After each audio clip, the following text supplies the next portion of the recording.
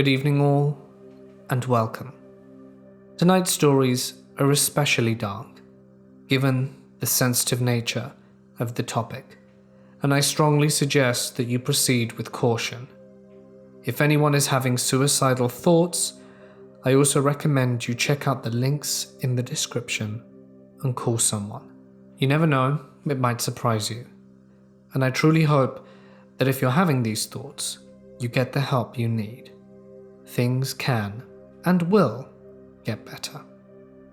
But for now, please sit back, relax, and let the darkness take control. I've been a firefighter/EMT for a few years now. In my first year, my partner and I got dispatched to a fall. 2 kids fresh out of high school were out hiking and decided to climb a rock face. One of them fell and was impaled by the tree stump. I remember getting to where he was, and his whole body was trembling uncontrollably. I went to work trying to stop the bleeding as a pool of blood had already formed around the stump, while my partner called dispatch to get a helivac.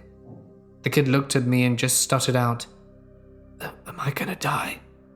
I told him I was doing everything I could, and that I needed to keep him talking. He didn't say anything for 30 seconds after that. When he finally did say something, it was, "I don't want to die." This was a kid within a year or two of my age, and he was depending on me and my partner to keep him alive. That was a moment where I was wondering what the hell I was doing in this profession, and if this was something I wanted to continue doing. The kid didn't make it. Helivac wasn't available, and even if it was, he would have bled out before it got there. I ended up in counseling from that call, but I'm still here doing the same job, and I love it. I am a paramedic and have been for about 10 years. My entire career has been spent in emergency medicine, responding to 911 calls and providing advanced life support for life-threatening illness and injuries. The calls we respond to range from inappropriate use of an ambulance to minutes away from death, and oftentimes, it's already too late. I need to forewarn you, this story in particular is going to be dark, and I apologize in advance if there are people that hear this and are affected by the nature of this story. It is going to be graphic, and I'm not going to gloss over any details because the imagery is important. As awful as this story is, I want to make something good come from it. I want to use this story to preach just a little, and hope it finds someone somewhere and helps them. I had been working for a couple of years as a paramedic after I graduated from school. The place I worked primarily was in the city, but our service area was the entire county, which is very rural. When you are in school, you go on ride-alongs, you practice your skills with your preceptors and patients, very similar to residency or internships. Your exposure to the job is what gets you while on these ride-alongs. Sometimes you get seriously injured patients, and it's terrifying because you sometimes don't always know what to do. You're still learning, but you have your preceptor at your back to protect you from any mess-ups and guide you. Sometimes, though, you don't get lucky enough to experience some of these horrible things. To some, that may seem like a good thing, but it's an important experience as it prepares you for the times when you're alone. There are a couple of terms we use: white cloud and black cloud. White cloud refers to a person, either student or professional, who never gets the exciting serious calls. The calls always seem to come in when you're just getting off the shift, or you just left the area when the call came in, and now another ambulance takes it. And this white cloud can follow the person for any length of time. Black cloud is of course the opposite. When I was in school, I was a white cloud. I got a few cardiac arrests, bad accidents and things like that, but nothing that ever really stood out as unique. So a couple of years into my career, this white cloud is still kind of hanging over me. That's not to say I hadn't had bad calls before, I had, but it's not the same. The day this story takes place is Christmas Eve. I worked from 7 AM Christmas Eve to 7 AM Christmas Day. Now from what I remember, the day was pretty slow. Most people are with their families, not going outside, getting into accidents or causing mischief. I was working with the charge medic at the time, and a brand new EMT who was going through his field orientation process. A few of my co-workers made a Christmas dinner that day, so we all had hot food to enjoy while we were at work and away from our families. At our station, we had 2 ambulances there, with 2 crews, myself, my partner, and our field orientation process guy, and the other crew. When night comes, if a call comes into our station, the 2 crews just rotate calls so that we get to sleep a little bit more. It was around 11 PM, and I was sitting in the recliner watching TV, when a call came into our station that required us to respond out of the county. One of the guys on the other crew who was a friend of mine was asleep in the recliner next to me, so I took the call. The call was initially for a woman who had fallen and hit her head, but was conscious and breathing. Due to the nature of the injury, we responded emergency. It was probably around 15-minute drive to get to the person's house. As we're getting close, dispatch informs us that the patient is not conscious but breathing. And as we approach the residence driving down the street, where this little development is, there are flashing lights everywhere. Sheriff's deputies, police, fire department, they were all there, with some even blocking the entrance to the street. For just a simple head injury, we thought it was pretty weird, and it set a weird vibe for the call. One of the deputies saw us coming and moved his car to allow us through. Once we got through, this part of the street ended in a cul-de-sac, with houses all around it.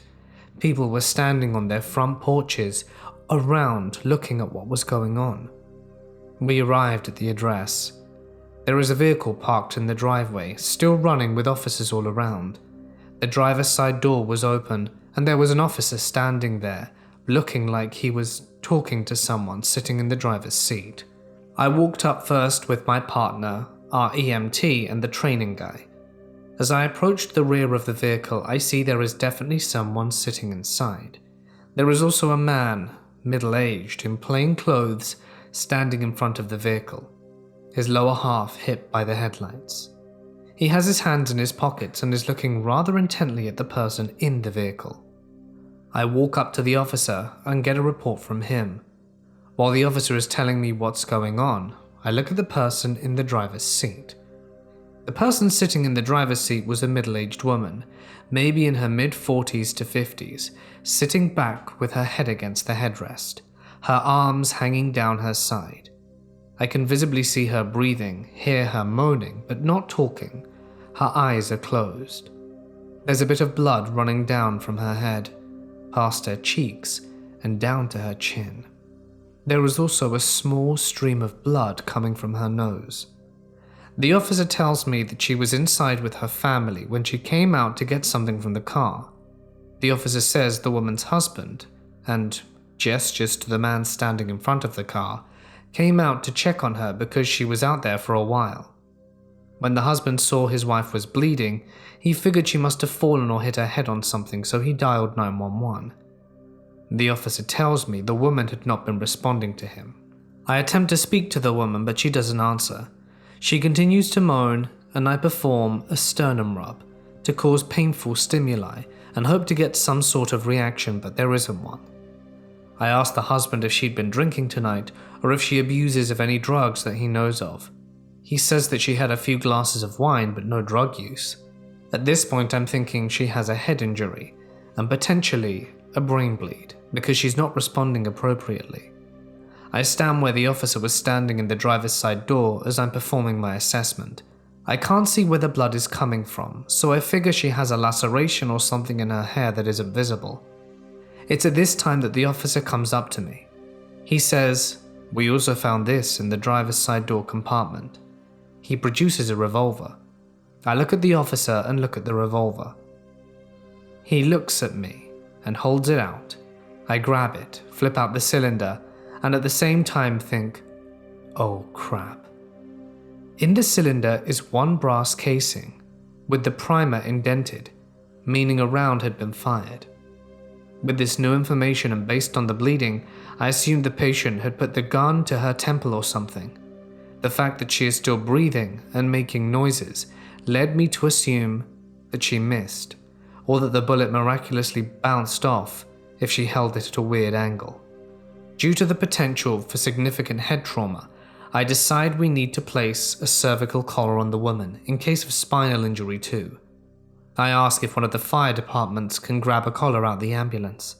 I open the back door of the vehicle and get behind the woman so I can hold her head stable while the fireman places the collar on. It's only when I do this that I see what's really going on. As I slide in behind the patient, I can see the back of her head. Something I will never be able to unsee. Looking at the back of her head, I see a grapefruit-sized hole. With my flashlight, I look at the hole, and it is almost empty, except for a large piece of skull that is floating on the top of a blood and brain soup. I look up, and on the headliner of the vehicle is a 2-foot in diameter halo of blood and brain painted above her, with tiny pieces of skull stuck into the fabric. And I look back at the hole. It's a chilly night, so I can see heat vapors coming from out the hole, similar to how you'd be able to see your breath on a cold day. I look out the vehicle at my partner and say, "We need to go. Now." Either the look on my face or his sense caused him to peek inside the vehicle and see what was coming. His eyes grew wide and he just said, "Holy crap." Our EMT trainee quickly went to the ambulance and grabbed the stretcher and backboard. Up until this point, we were taking our time carefully getting her out of the vehicle, but now, carefully and slowly, turned into just getting her out the vehicle. Our EMT also grabbed a few huge trauma dressings and gorge wraps. I placed the trauma dressing over the hole and wrapped the ever-living crap out of it around her head, so that when we moved her onto the stretcher, nothing would spill out. With the help of the fire department and police, we moved the woman onto the backboard and put her on the stretcher. The whole time, the husband has been standing at the front of the vehicle watching, not understanding what's happened. As we get to the woman on the stretcher, he comes over, and I can see he now has tears on his face. He bends down, kisses her on the cheeks, and says, "I love you." We quickly get the woman in the ambulance. Due to the woman's injury, her cerebellum, the largest part of the brain, is almost completely gone, meaning she has no motor function, no muscle tone, and no cognitive abilities. Her brain stem, however, is still intact. The bullet missed it. The brain stem controls the body's autonomic functions like respiratory rate, heart rate, and blood pressure. Due to this, when we moved the woman to the stretcher, her tongue fell against the back of her oral airway, causing a blockage. I knew immediately this was going to happen, so I had my partner set up the intubator supplies for me.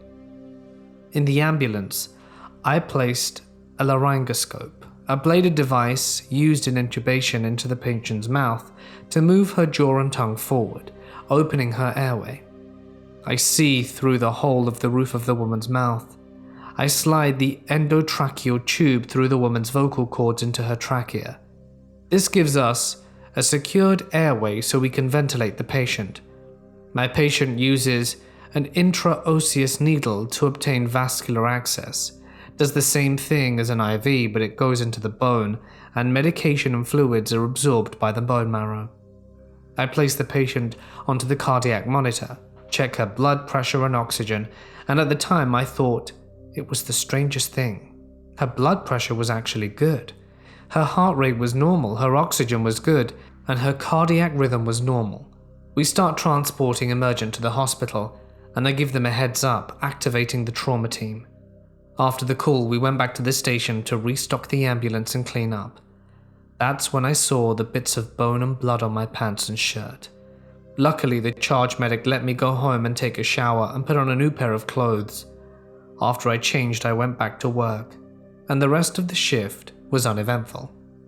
I learned that the next morning around 9 a.m., the family had decided to remove life support, and the woman passed away. For many years after that call, I didn't notice a change. I kept doing what I do best and never really thought I had been affected by it, until I realized I was. A couple of years ago, I had a bad relationship that made me start thinking about myself and how I am. It was something that was always there, but I never really thought about it. I just thought it was my personality and who I developed into as an adult. I realized how angry I was. I was not a mean person, but very simple, stupid things would set me off, and I had a bad temper. I was very cynical of the world, and still am. And what I thought was a stomach problem, I started thinking maybe it's anxiety. I decided that I wanted to figure out what caused me to be this way, and wanted to figure out why I think the way I do and act the way I do. So I went to see a psychologist. After many months of visiting, my psychologist came up with the PTSD diagnosis. I hated it the first time. I hated being categorized as someone with PTSD. It didn't make sense. I can handle anything, nothing bothers me. But during those visits as we conversed, the one thing that kept coming up was that call. I didn't realize how much it actually affected me. How much of a wall that I built to shut everyone out, to not see who I really am and to protect myself. The more I thought about it, the more I came to realize it probably makes sense. The reason I tell this story the way I do, with the graphic details, is because I think everyone needs to understand it in its entirety. How mental health does not only affect a single person, but everyone around them. Like I said, I'm going to get a little preachy. But this is something that we talk about at work quite a lot. And there are several co-workers on the ambulance, even now, that I talk with about this stuff. One of them, if not number one cause of death in first responders, is suicide. If you are someone who has thought about or attempted suicide in the past, you need to know that taking your life doesn't only affect you. You may think it will be better this way, but I assure you it will not. People often say how selfish suicide is, and it's true, because once you're gone, you have no idea of the amount of lives that have been impacted by you. If you don't think this is true or that no one will care, maybe you need to go back and re-listen to my story. Because I guarantee people care. I care. So find someone, anyone, and just talk. Be honest. Get to know them. Tell them how you're feeling. I know it's hard, it was for me. But it does get better. And you have to try. So if anyone you know has or does struggle with mental health issues, reach out. Just be an ear. You don't have to try and solve the problem, but just listen. If you listen, you may hear something that can help save someone's life. And if you struggle with mental health issues and think there is no one for you to talk to, you're wrong. It can be a professional. It can be a person you consider a close friend or relative. If you feel like none of these options work for you, or you are considering doing something dangerous, go to your local emergency room, call 911. That's what we're here for. Police, fire, EMS, ER staff. People may not think of these people to call when you have a mental emergency, but I can tell you firsthand we deal with a lot more than you think, and we are trained in how to deal with people in these situations. All of us. Even if you don't know what to say, even if you just make the call, it will get things started, and hopefully, you can find the help you deserve. There is always someone to talk to. When I got out of high school around 2003, finding a job was difficult, so I took whatever horrible jobs I could to get by. When I found a job cleaning fire and water damage full-time, I was excited to have a steady income and start saving, but this quickly turned into a nightmare that I had to endure for almost 2 years. The company I worked for put me on my first job, which was a water damage cleaner, where a basement flooded with sewage. So after a few days of work, we finished it and moved on to the next job. My boss then called me into his office the next morning and told me about a special crew that he was setting up. and asked if I would be the crew leader supervising 3 other guys that were just hired. I found this strange, as I had only been working there a total of 3 days, but figured my work ethic was already paying off, and I would get a raise. I only made 10 an hour to start.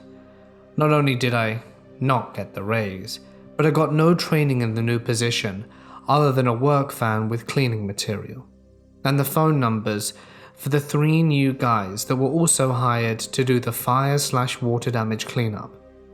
The boss told me what tools were best to use, and what cleaning products to use to sanitize, along with where everything was located in the van, with hazmat suits and respirators, but he was vague about what kind of things I would clean up. He just said the situations were always different, and that I would get detailed instructions each job. He called my position CSC Crew Leader. The boss told me I would never have to see the deceased, as the coroners would have the remains gone by the time my crew got there, and to use logic to determine what needed to be removed from the homes and what could be cleaned. The first job I had in my new position, which the boss told me about when I got to the office, was cleaning up the remains of an elderly man or woman who died in their house who had been laying in a chair. When we arrived, the coroner had come inside to show me a few things that were considered hazardous, materials that needed to be removed due to the risk of disease. I guess my boss knew a few people from the country coroner's office, and much of the work came from their recommendations. Not only was the deceased still in the house, but was fully visible to me and the other guy, and you could smell the rot through the mask as the house had no air conditioning and this was mid-June. The coroner was backed up and waiting on additional people to show up to load the body as it was falling apart, and I call it the body because I honestly couldn't tell if it was male or female, and was trying to not look at it for too long as it was disturbing. The other 3 guys I worked with handled it well, but 2 got sick from the smell and had to go outside to puke. We all waited outside after the coroner showed us the chair, the fluids that leaked into the carpet, and the basement where the fluids went through the subfloor and puddled onto some boxes in the basement. The coroner's support arrived and took the deceased out, and me and the crew started working. After about 5 minutes, weird things started to happen. The first of which was when I began to disassemble the chair. I had to remove the back of the chair and was putting it on the special hazmat bags that I was given, and the base started to rock when I was about 10 feet away, putting the bag with the back of the chair by the front door. No one else was in the same room, as the other guys were in the basement dealing with moving boxes. I brushed it off and took apart the base of the chair as much as I could, and when I got it in the bag I got a chill up my back and then began feeling sick. I just figured it was the shock of what I was cleaning hit me, and pushed on. Even though the chill was strange, as I was very hot in full hazmat in June. Next was removing the carpet and assessing the floor to see if it could be cleaned or if we had to remove that section of floor. So I called the boss to ask him, and he told me to just pour the special cleaner on the area to soak into the floorboards and it would be fine. So I got it out of the truck where he said it was and brought it inside. When I got inside, all 3 of the guys in the basement were scrambling to get out of the basement, tripping over each other, and all 3 ran out. When I asked them what was up, all 3 said there was someone in the cluttered basement, and they assumed it was a homeless person or a junkie, as Detroit has many issues with these kind of things. I listened at one of the open windows to the basement. It's kind of the first thing we did when we started working, open as many windows as possible, prop the doors open so maybe someone got inside then, or possibly before we got there and was hiding. After listening a few minutes and hearing nothing, me and another worker went inside, armed with a mag light and a piece of metal fence post, and searched the basement. Nothing was down there, but there were footprints of the shoe covers we used, but when we started up the stairs we heard a horrible hacking cough from somewhere in the basement. When we looked for it there was nothing, but the corners of the basement had a bunch of dust stirred up like someone was moving things very recently, which weirded us both out.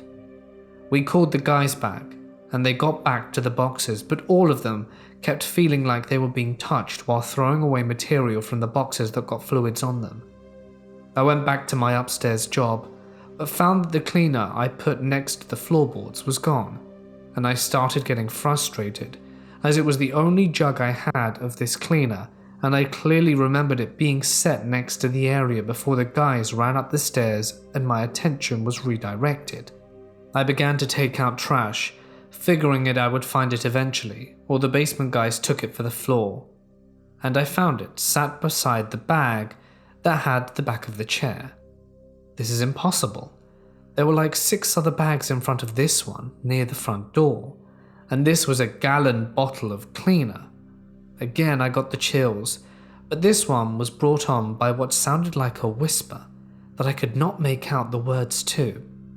I cleaned the floorboards and moved out trash. Job complete. That night, each member of my crew had a dream about an older man telling us that we weren't welcome in his home and not to touch his belongings and that we needed to leave. In my dream, I was alone in his house. The old man cried and told me I was destroying his things and that he couldn't replace anything. He was trying to push me out of his house, but it was like I was ignoring him. Even when he would push me and scream at me, there was no reaction from me. He then threw my cleaner into the garbage pile that I had made by the front door, exactly where I had found it. 2 of the 3 guys in the crew told me their dreams about the old man pushing them as they went through boxes of ruined pictures and other old stuff that needed to be thrown out due to the risk of the disease from fluids. They also said it was like they had no control and were on autopilot. They said they were sad but couldn't do anything. The thing that got me about the dreams of the other 2 guys was that they both said the man was getting so upset that he began violently coughing, and that the man kept grabbing their arms when they would touch boxes or throw things in the trash. Neither of the guys were in the house when me and the other guy heard the coughing from the basement.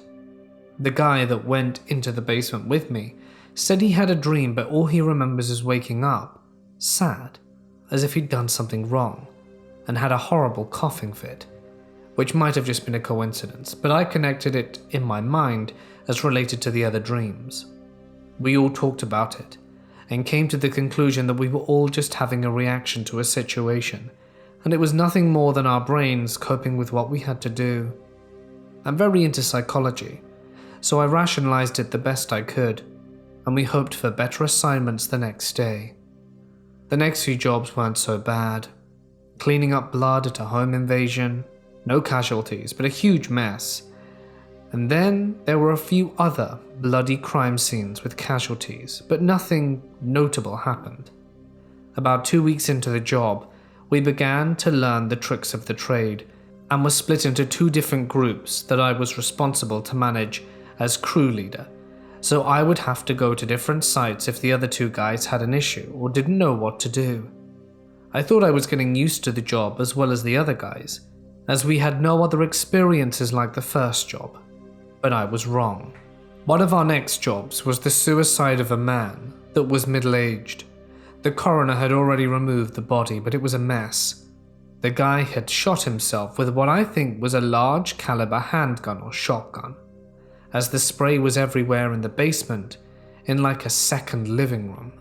There were skull fragments lodged in drywall, brain matter all over, and again, he was not found for a bit, so the smell was horrible. The first step in cleaning this was using our backpack vacuum cleaner to suck up all the biomaterial. The coroner told us when we went in that he and his partner were extremely uneasy in the house. It felt strange, and we immediately started getting a claustrophobic, suffocating feeling when we went into the basement as well. To make matters worse, the family of the man had come over and were crying upstairs, but the vacuum noise helped cancel out that noise. While I was cleaning, the power to the lights went out, and it was completely pitch black. This was strange because my vacuum still worked, and my crewmates started screaming at this point, so I turned off my vacuum and went up. I thought maybe he had touched a wire to the lights, but my vacuum unit was turned off, and he was still screaming, and I could hear things being knocked over. I started fumbling around for my flashlight on my tool belt and yelled for my friend, asking what was going on, but all I got back was panicked screaming. And then I saw in the pitch black something darker that was moving in my direction, and I admit I freaked out. I slipped trying to back up, still looking in my belt for the flashlight, and found it when I hit the basement wall. I turned the light on, aimed at the blackest shape I've ever seen, and when the light turned on, I saw the shape of a man wearing a flannel shirt, beard, and an expression like he was about to attack me. Then it was just gone. My crewmate was behind where the entity was, sitting on the floor, rocking with his hands on his head. When I approached, he picked up his flashlight off the ground, turned it on, and then ran up the stairs outside and threw up. I followed behind him and asked if he was okay and why he was screaming. I thought I just imagined the entity in the man because his screaming scared me. But he told me that as he was scrubbing the wall, he felt something pulling on him, something in his tool belt, and he thought it was me. But when he turned around, the lights went out, and he was engulfed by what he said was like dark smoke, and immediately couldn't breathe and was struggling to move. He managed to pull his flashlight out, but it was knocked out of his hand like his wrist was grabbed with force, and he managed to scream. When he screamed, trinkets started falling off an entertainment center that was about 3 feet to his side, and the black smoke moved back. But he was close to passing out from exertion. He also said he lost hearing and didn't know that any noise came out when he started screaming, and that the stuff started falling off the shelves and was landing on him, which is why he was covering his head. He said it felt like a weight was lifted off him when the dark smoke backed up, but he felt sick right away, and the light from my flashlight made the sick feeling intensify. We took nearly an hour lunch, where he just sat there pale as ever, and didn't say much, other than he breathed in the smoke and didn't feel right. I got him some Gatorade, and his color started to come back. I never told him I saw a man when I turned my light on, because we still needed to finish, and I didn't want to put that scene in my head, since he never mentioned seeing it. When we went back, the lights in the basement were on again. Half the things that fell from the shelves were back on the entertainment center, and the TV was on baseball, and there was also a different smell in the room, similar to burnt hair. My worker stayed a half hour, got sick again and went home for the day, leaving me alone to finish the job, which I didn't want to do, but I had to as the other guys had their own job. After cleaning up everything with my vacuum, I began scrubbing the old blood, which is hard after it congeals, mixed in with brain matter, and it's like glue, even with cleaner. While I was finishing up, I kept seeing the shape of a person away in the side of my vision. Each time I would smell that strange burnt hair scent, and a few times I also felt like a force was pulling at items on my belt. Not sure which items, as there were several there. When I finished the job, I went to use the bathroom upstairs, and in the hallway along the way, I heard a muffled cry or moan. I froze up, staying still, thinking maybe a family member had come back, and when I panned around there was nothing. But I saw a picture on the wall of a man with a beard wearing a flannel, and several other pictures in the hallway of other scenarios of the same man in different flannels, with deer or fish or family. I had not seen a picture of that man as I had not been anywhere else in the house, nor did I use the bathroom downstairs because pulling off a hazmat suit is a pain.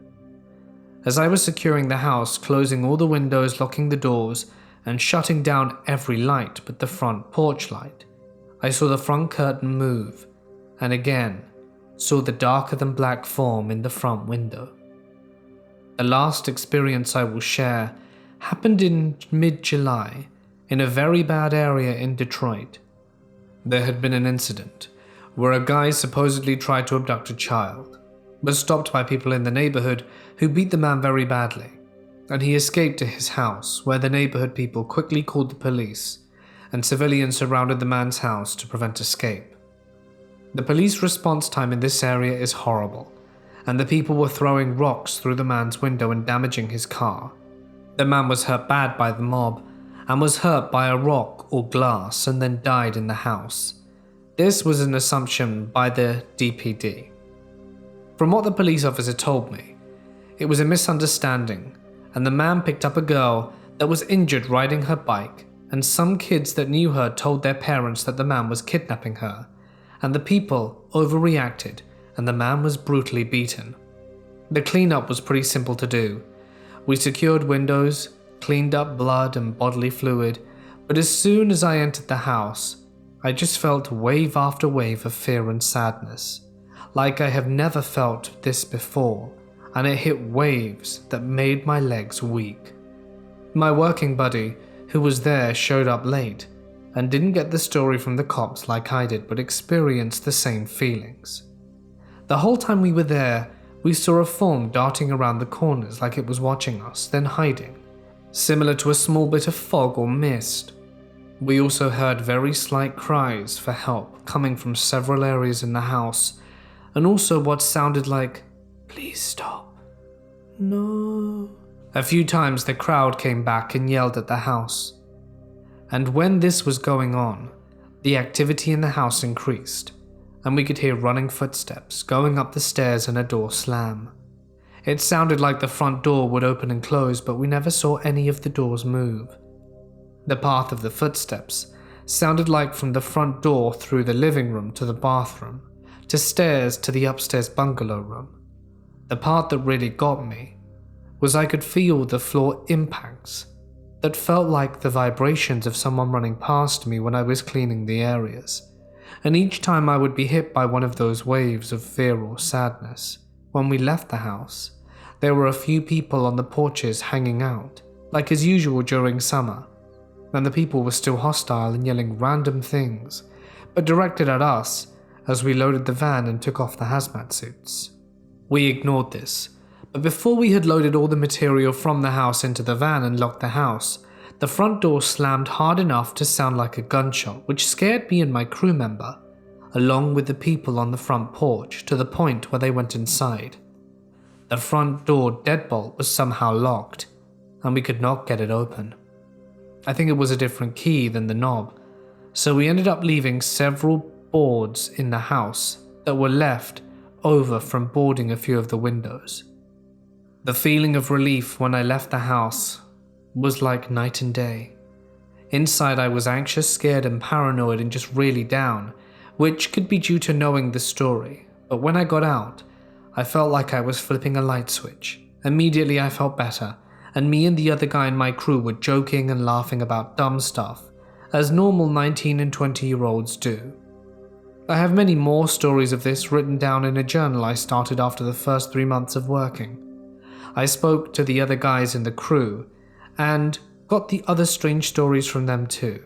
I know that some of this could very well be formed by my subconscious mind to try and cope with traumatic situations, but some of it has no explanation, and when I hear other members of my crew tell me their stories when they haven't been influenced by mine, that is a horse of a different color.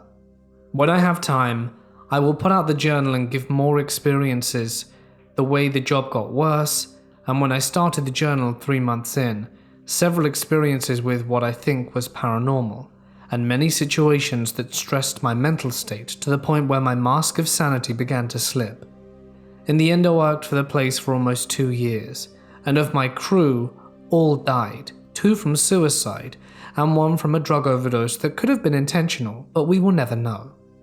I just know that when these 3 guys my age, around 19 and 20, started this job, we were all normal, well-adjusted guys with no cares in the world other than girls and parties and working. I watched each of them slowly drain their joys and passions for life. And I know this sounds bad, but each one that died was considerate enough to die in a clean way, most likely so another person wouldn't have to see the horrible things that we all saw far too often. I was an EMT working the 4 AM to 4 PM shift. We pick up our rig and get told to post, hang out and wait for a call in a really crappy part of town. I parked behind this shopping centre where all of the businesses had closed down due to the lack of people around the general area. It was a lot of trailer parks, really run-down apartments and whatnot, and I picked this place because the sun is going to rise in an hour or so, and my partner and I both wanted to take a nap until a call came through that radioed to us. My partner has no problem sleeping while sitting straight up in front of the ambulance, but I absolutely can't do this. So I went in the back and lied down on the bench trying to nap. The thing about our old ambulance is that you couldn't open this side door from the inside, so I had to get out, go through the side door, not the very back double doors, and I lay down. I left the side door a little bit cracked open for when a call came in so that I could just jump out and respond. But about 5 minutes of me laying there, I hear my partner call me. "Hey dude, you're awake?" "Yeah, why?" "That person over there's been staring at us for a while." Across the street, there was a sidewalk along the side of a park. I could make out a faint shadow of a person. I knew it was someone because their cigarette butt flickered every time they took a puff. The street light was super dim, but I could tell that they were there, just staring at us. It was super weird, so we watched them for a bit, and after about 5 more minutes of us just watching, the person walks away. We joke about how weird people are, being up at 5 AM roaming around some sketchy park, and I lay back down and begin dozing off. I wake up to my partner yelling, "Holy crap, dude!" So I pop my head up into the front cabin. The person was standing about 20 feet from our ambulance, dressed in all black, just staring at him, eyes locked. I look at her face and I kid you not, she looked like the girl from The Ring. She had pitch black straight hair, wearing all black, very light skinned, and the street light made her look like she was as white as paper. My partner is absolutely terrified, as they've entered some sort of weird staring match, and I told him to hop over into the driver's seat and to get the hell out of there. He says that he couldn't. He's too scared to move. Crap. I guess I have to squeeze back from the back through this little space to get into the driver's seat. I jump up and try and get back into the front cabin. It's a tight squeeze because I'm a bigger guy, but I make it through, and she apparently takes note of me moving and begins power walking straight to us. I've never been so freaked out in my life. As she gets super close, I realize she's looking at the side door that I left cracked a little bit, and I'm thinking, I forgot to close it. I get a good look at her. She noticed the door, and I think she's going to try and get in. Is she going to try and kill us? I don't know, but I've got to get out of there. Her whole body is shaking as she gets closer and closer, still staring at my partner. She gets up right next to the window and just stares at us both. I get into the front, with about 1 second to spare, start the ambulance and peel out of there. And we never posted there again.